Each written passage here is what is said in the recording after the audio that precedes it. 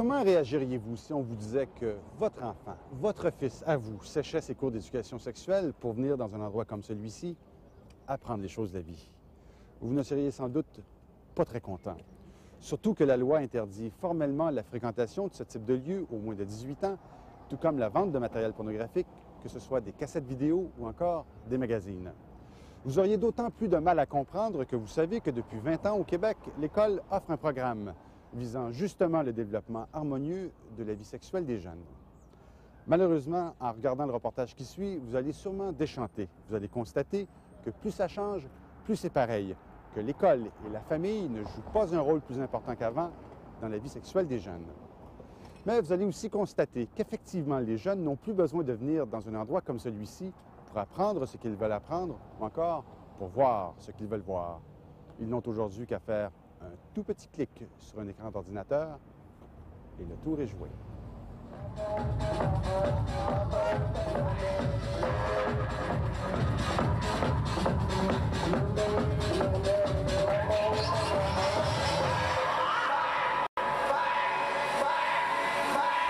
Le sexe, le cul, c'est la même affaire que si on parlait de musique ou de drogue ou whatever. J'ai une question, moi, ici, qui vient de votre groupe, et on me dit, est-ce que c'est hot de faire l'amour à votre âge? Si les deux s'aiment puis qu'ils sont toutes les deux prêtes, ben c'est sûr que ça va être hot.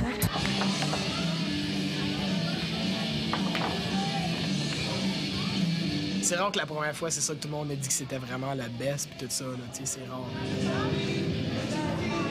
T'es vraiment pas au 7e ciel, là. T'es gêné, tu sais pas si tu vas venir vite. Tu sais pas... T'as de la misère à enlever ses pantalons, des affaires comme ça, là.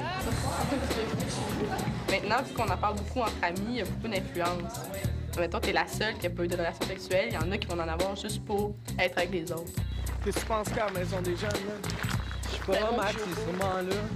Aujourd'hui, chez les adolescents, être actif sexuellement, c'est cool. C'est ça, la norme. La plupart des jeunes semblent complètement libérés des contraintes morales qui embarrassaient leurs parents il n'y a pas si longtemps.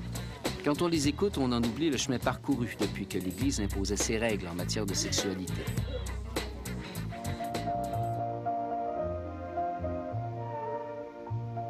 Il s'agit de jeunes filles qui sont rendues à 23, 25 ou 27 ans, qui sont courtisées. Et certaines nous disent, je sens que je suis très attirée par cet homme-là, mais enfin, ça entre en conflit justement avec mes principes. Je ne veux pas céder, je suis toujours en train de modérer les ardeurs trop fougueuses de mon ami, de mon amoureux ou de mon fiancé. Dans ce temps-là, on était bien loin d'offrir des programmes d'éducation sexuelle à tous les jeunes Québécois. Il faudra attendre la fin de la révolution sexuelle des années 70 pour qu'on confie cette tâche aux écoles. Le ministère de l'Éducation a l'intention d'implanter des cours d'éducation sexuelle dans toutes les écoles dès l'automne 81.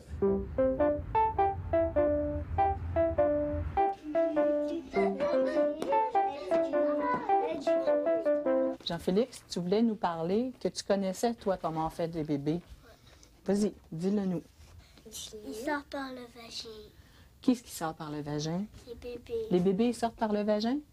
Oui. Jean-Félix a 4 ans.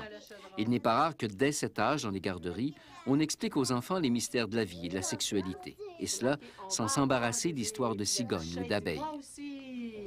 Quand les enfants nous posent des questions, j'essaie de voir les réactions des enfants parce qu'ils ne sont pas tous rendus aux mêmes étapes. Puis je pense qu'il faut respecter ça aussi. Puis les parents ne sont pas tous prêts non plus à en parler. Toi, tu es l'ovule parce que tu es une fille. Moi, je suis moi aussi. Et t'es quoi, toi, si tu es un garçon? Les spermatozoïdes. Les spermatozoïdes, c'est ça. Puis moi, je vais la donner à Karine. Tu vas en donner à Karine? Oui. Moi aussi, j'ai des spermatozoïdes. Oui, toi aussi, tu as des spermatozoïdes. À Karine.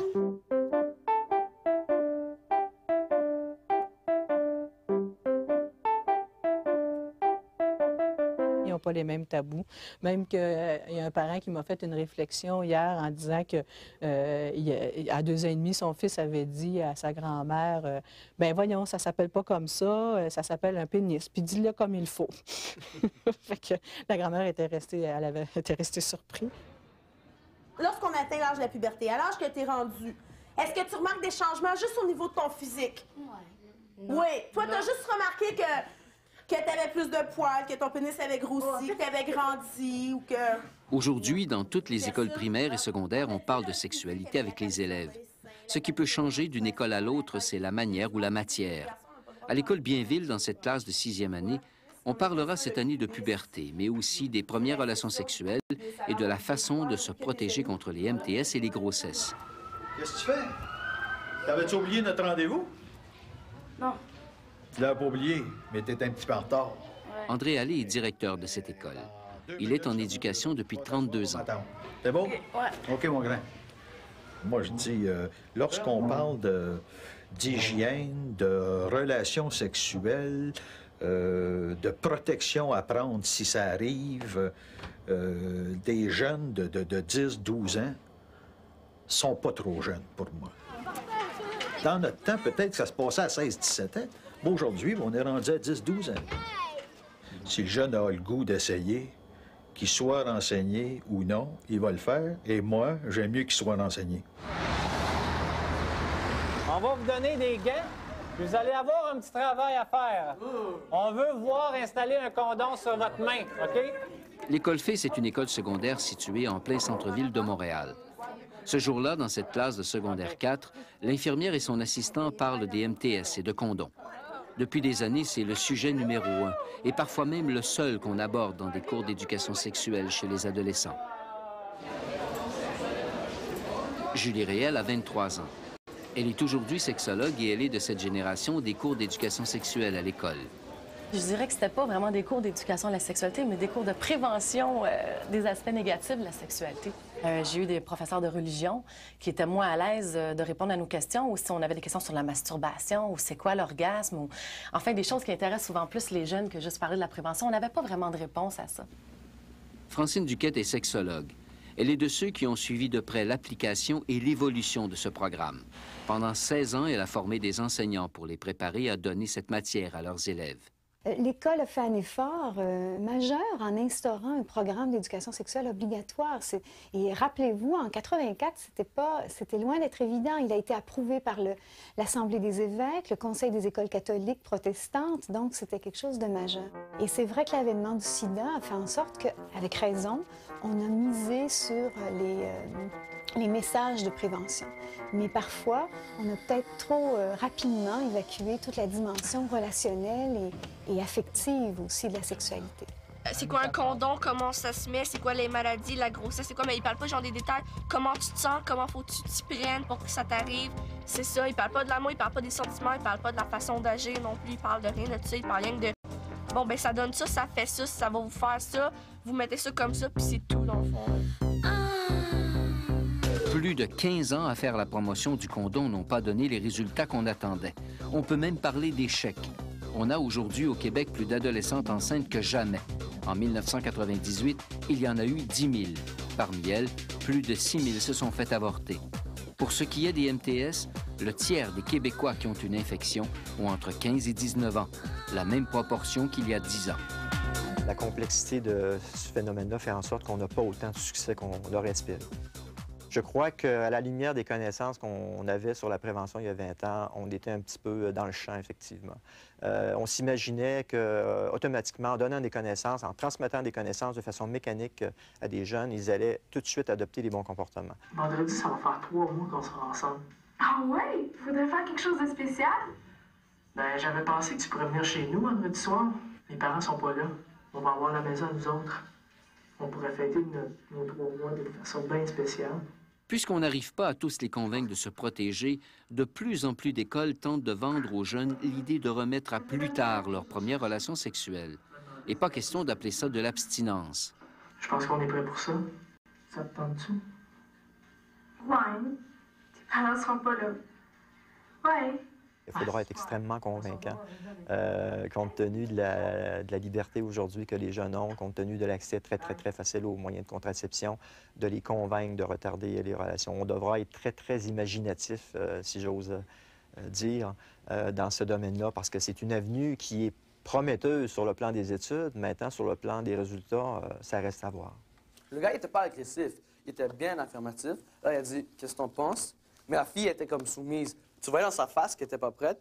Pour que le message passe mieux, on prend des jeunes pour parler aux jeunes. Rajib et Éléonore ont 16 et 17 ans et ils sont en secondaire 5. Ils animent ici un atelier auprès de jeunes de secondaire 2. On présume donc qu'ils ont fait l'amour. Placide Munger est sexologue à l'UQAM. Il gère sur Internet un site d'information sur la sexualité très fréquenté par les jeunes, le site ELISA.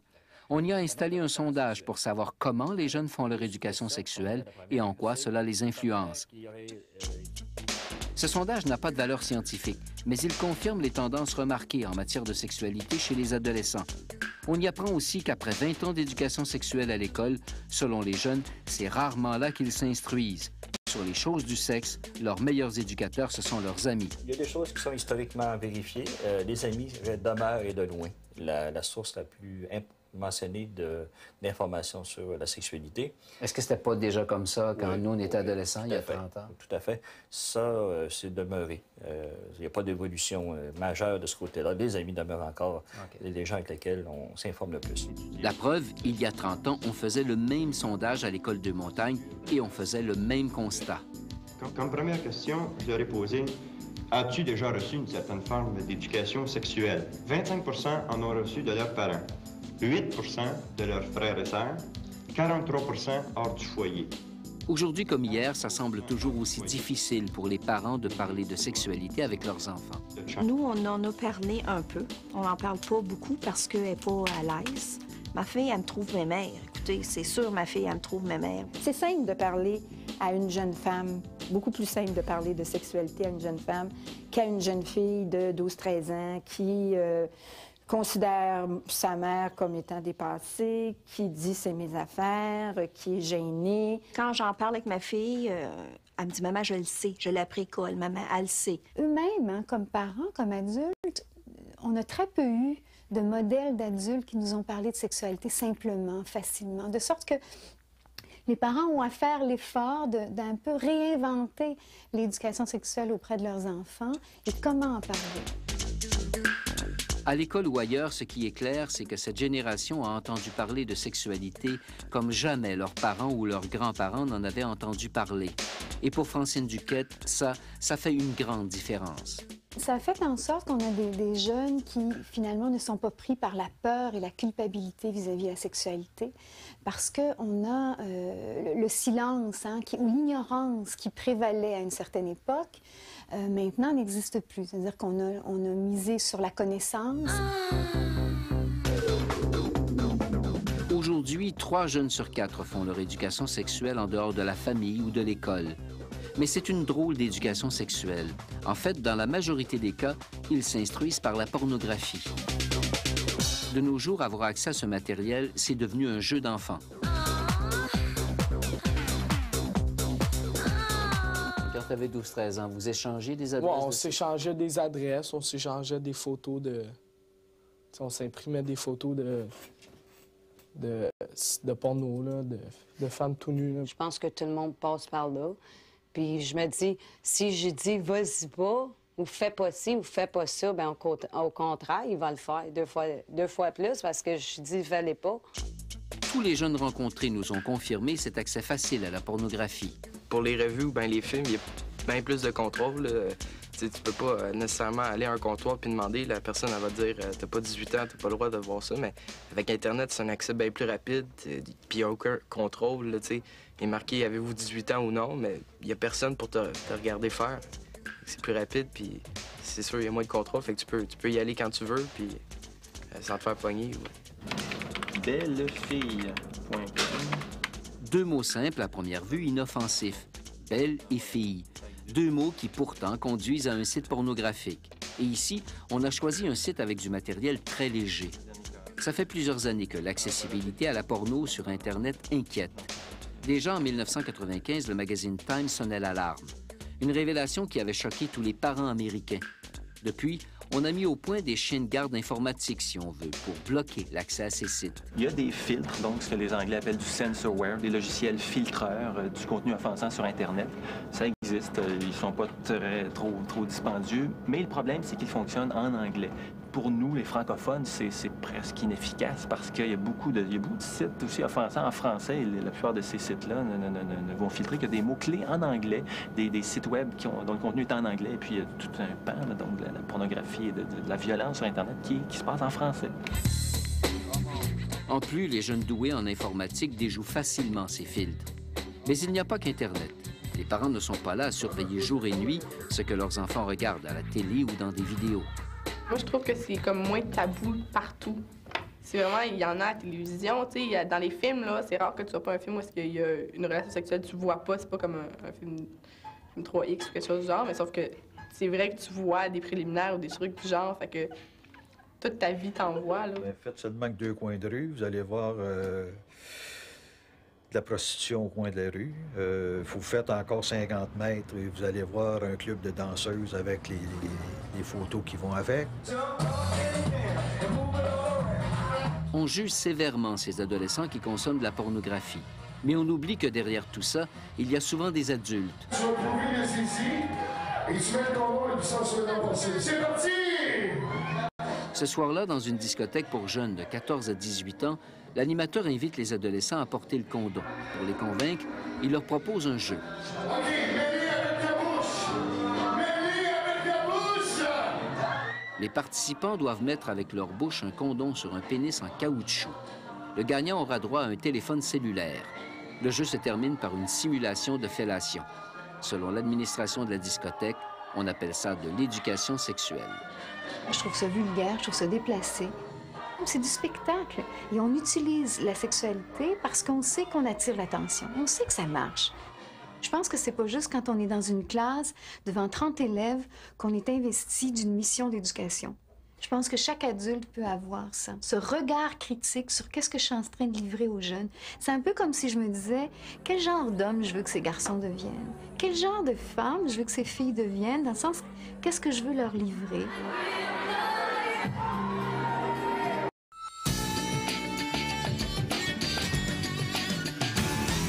Angelo, les jeunes vont beaucoup chatter? Ouais, souvent. Ouais. Est-ce que c'est ce qu'ils préfèrent faire sur Internet? Chatter? Ouais. Ouais. Tu rencontres beaucoup de monde. Tu rencontres plein de monde. Une fille blonde, yeux bleus, mince, 5'2", 105 livres, tu sais. C'est quasiment une femme parfaite, une fille parfaite, là. Puis qu'il y en a qui exagèrent un peu. Là, j'ai dit bye. Là, elle m'a fait des beaux petits becs. De plus en plus de jeunes ont accès à Internet. À la maison, chez des amis, à l'école ou dans des maisons de jeunes comme ici à Terrebonne. Et chatter, c'est-à-dire discuter d'un ordinateur à l'autre avec des inconnus, c'est une de leurs principales activités. Ces discussions sur Internet, c'est une bonne façon de faire connaissance. Dans certains cas, les jeunes vont se donner rendez-vous et se rencontrer en chair et en os. Mais dans d'autres cas, les aventures se déroulent à l'écran et les fantasmes sont réalisés à distance, chacun chez soi. C'est ce qu'on appelle le cybersexe. On se fait une genre d'histoire, mettons, on dit... c'est pour le fun, c'est une histoire érotique sur l'Internet. Tu parles avec une fille, puis mettons, tu lui dis... OK, bon, là, je te mets à 4 pattes, je lève ta jupe, et puis ensuite, tu te retournes vers moi et tu la prends dans tes mains, et ensuite, tu continues. C'est un jeu, dans le fond. Personnellement, je trouve ça vraiment con puis à chier, là. Le jeune qui passe peut-être 2 ou 3 heures à chatter, ou même parfois toute la nuit, si on veut bien, là, le lendemain, il rencontre des vraies personnes, des vrais jeunes. Et la réalité, elle est là. Il le sait bien que ce qu'il a sur l'écran, ce qu'il a sur le clavier, ce n'est pas ça la vie. Mais la pornographie non plus, ce n'est pas la vie. Alors les jeunes de 8, 10 ou 12 ans qui sont exposés à ces images peuvent-ils être influencés par ça, voire même perturbés? Si je suis au début de ma vie amoureuse et sexuelle, je peux risquer de me comparer ou avoir l'impression que c'est ça qu'il faut faire, que c'est ça la norme. Et donc, forcément, je risque d'être déçue, de me sentir incompétent ou pas à la hauteur. Est-ce que ça t'influençait? Ben, je sais pas, ça... Est-ce que ça te donnait des idées? Non, ben, ça me donnait le goût de voir une fille tout nue, c'est sûr. Quand t'es plus vieux, ça te donne le goût de Ça te donne le goût de faire du sexe un peu. Il y a un type de pornographie aussi où c'est plus violent. Alors là, on banalise cette violence-là, on banalise la domination et pire, on érotise la violence. Et ça, à mon avis, ça peut être inquiétant. Si des jeunes en consomment beaucoup, n'ont pas d'autres images de la sexualité, n'ont pas d'autres messages compétitifs qui vont lui parler des beautés et de la simplicité aussi, de l'amour et des relations sexuelles, oui, ça peut être effectivement dérangeant. Moi, je te verrais avec ça, mais rien d'autre, juste ça. Cette accessibilité à la pornographie distingue cette génération de jeunes. Mais ce qui les distingue encore plus, c'est leur précocité en matière de sexualité. Parmi les jeunes de moins de 20 ans qui ont répondu à notre sondage, 29 % ont eu leur première relation sexuelle complète à 15 ans ou moins et 46 % à 16 ou 17 ans.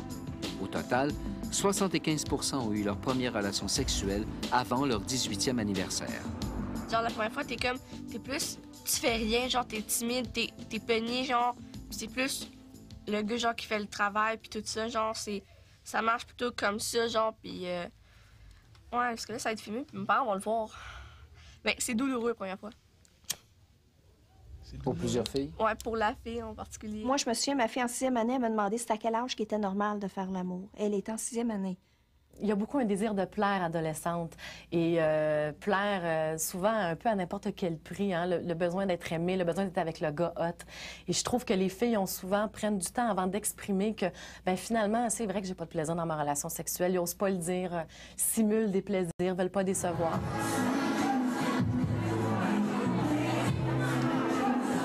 Ce qui est clair, c'est que précocité ne rime pas toujours avec plaisir ou consentement.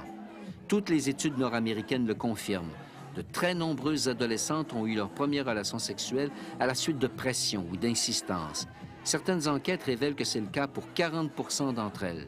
La plupart du temps, la fille, elle se sent plus obligée, genre, elle se sent plus, tu sais, elle en parle avec ses amis, tu sais, je veux pas le perdre, mais tu sais, je suis pas prête ou whatever, puis finalement, elle a fini par le faire parce qu'elle a peur de le perdre, puis fait que finalement, la première relation, d'après moi, elle n'a pas tout le temps voulu.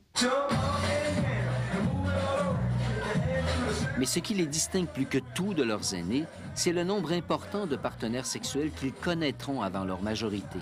5, 6, voire une dizaine de partenaires sexuels durant l'adolescence, ce n'est plus rare. Autrement dit, à 18 ans, plusieurs jeunes ont déjà connu plus de partenaires que leurs propres parents durant toute leur vie. Genre maintenant, tout le monde fait ça avec n'importe qui, là, tout ça. Fait que, non, sérieux, là, genre, même si tu sors pas avec, là, t'es dans un party ou whatever, là, cette journée-là, je sais pas... Ça tombe, puis ça arrive. C'est ça, tu baises avec, puis c'est la première fois, puis tu sortais même pas avec, là, à cette heure, c'est rendu même. Hey Nick, ça te tenterait pas de mettre une tonne? En fait, ce que nous disent ces jeunes, c'est qu'à 13, 14 ou 15 ans, ils font parfaitement la différence entre sexe et amour. Plusieurs se permettent des aventures uniquement pour le plaisir sexuel. Ce discours-là, des filles nous l'ont tenu tout autant que des garçons. Dans tous les milieux, on nous a parlé du phénomène des fuck friends. Des amis juste pour faire le genre du cul, là, puis tu fais juste ça. Puis, ben, tu sais, il n'y a pas de relation vraiment intime avec la personne, c'est juste faire du plaisir. C'est quelqu'un avec qui que tu vas voir, mettons, que tu vas baiser avec, puis quand tu t'en vas, ben là, ça finit direct, là. C'est possible d'avoir ça. Ouais. Avant, c'était comme défendu que les filles, ils voulaient du plaisir, mais maintenant, c'est beaucoup plus accepté que, juste comme les gars, des fois, ils veulent juste avoir du fun et pas comme avoir une longue relation. C'est très clair dans leur esprit. On peut aimer quelqu'un et ne pas avoir de relation sexuelle avec cette personne-là, ou l'inverse. On peut avoir des relations sexuelles avec plein de gens sans nécessairement éprouver des sentiments affectueux envers ces gens-là. Ils ont des relations sexuelles plus jeunes que leurs parents. Ils ont plus de partenaires sexuels qu'eux.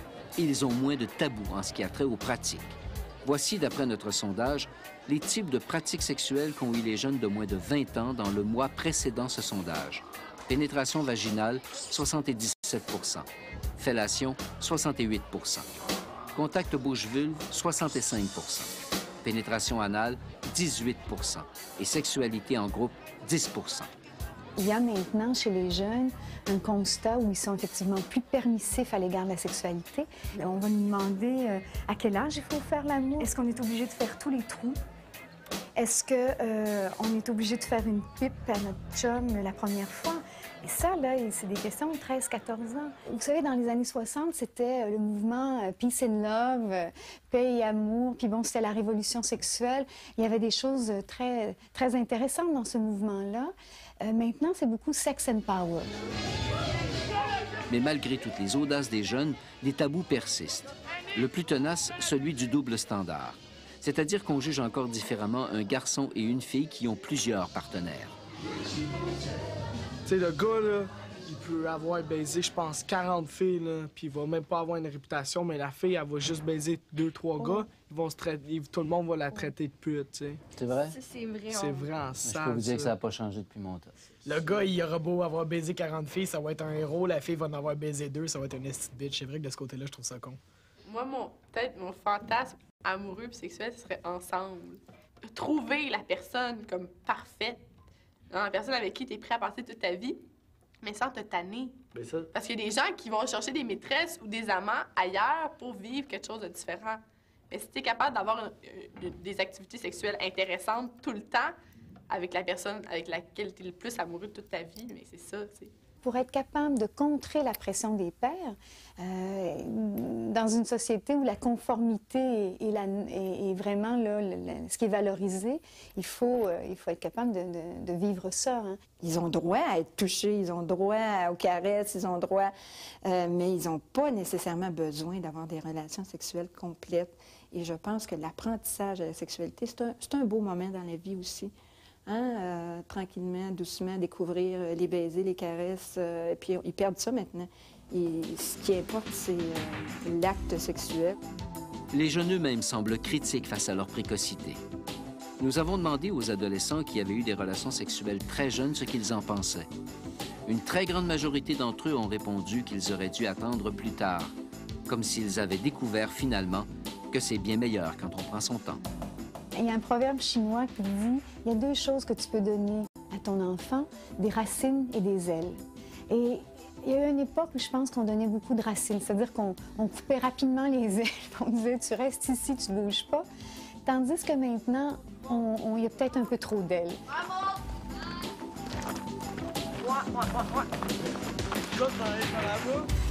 Ouais.